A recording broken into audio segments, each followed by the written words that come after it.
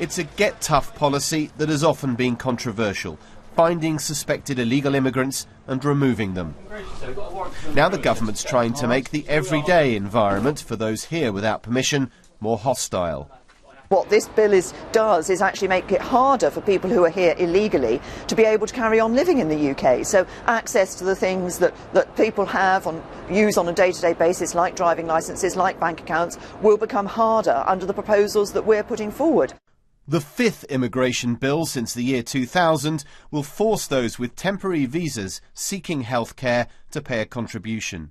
Banks will have to check immigration records before opening accounts. A driving licence will depend on immigration status, as will accommodation, and landlords will be required to make the checks. They are not happy. Landlords won't have any training on this or support, no helpline to ring, and there could be a fine of £3,000 for getting it wrong. So we feel it's very unjustified to put this burden on landlords.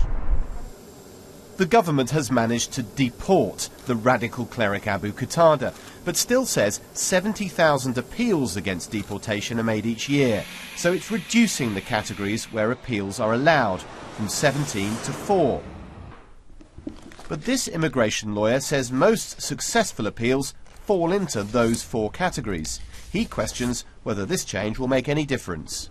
The perception is that there's a lot of foreign criminals roaming our streets and that they get to stay here if they've got cats and all that kind of thing. But there really are a very small number of people who are bringing these challenges, and then a very small number of those people actually succeed. Fewer foreign criminals will be allowed to live amongst us while fighting immigration battles. They'll be deported first. Labour says shambolic border controls and immigration enforcement should be more of a priority. Ministers insist they're a third of the way towards their target of cutting net migration into Britain to below 100,000. But this policy is not just about numbers, it's about politics. Theresa May simply believes most voters will agree with her crackdown on immigration.